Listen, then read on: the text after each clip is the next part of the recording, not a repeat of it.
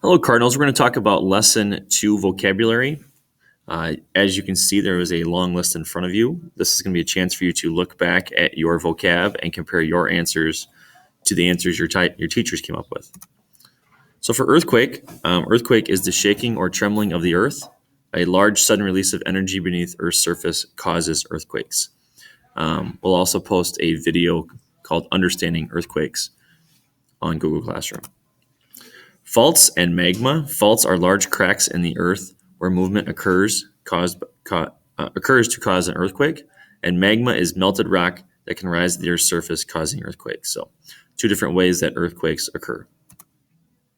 Magnitude is a number that describes the total amount of energy released at the source of an earthquake, and intensity is a number to describe the kind of damage caused by an earthquake, as well as the earthquake's effect on people, structures, and the natural environment.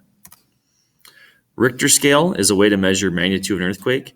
Each number is 10 times bigger. So, an example, a 7.0 has an amplitude on the seismograph that is 10 times larger than a 6.0. And seismograph is a kind of graph that the kind of graph of the waves produced by an earthquake. And you can see the pictures off to the right, an example of the Richter scale and how that amplifies an example of a seismograph. Geologist is a scientist who studies what makes up the earth and how the earth changes. Ways to predict earthquakes. You can look for events that usually occur before earthquakes. Use satellites to monitor movement of Earth's crust.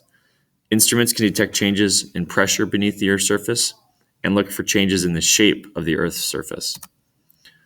Ways to prepare structures for earthquake. The key is to make the structure flexible. So they need to be resistant to seismic waves and vibrations. And then sometimes they even put them on rollers so they can slide back and forth as the earth moves. Characteristics of earthquake-resistant buildings.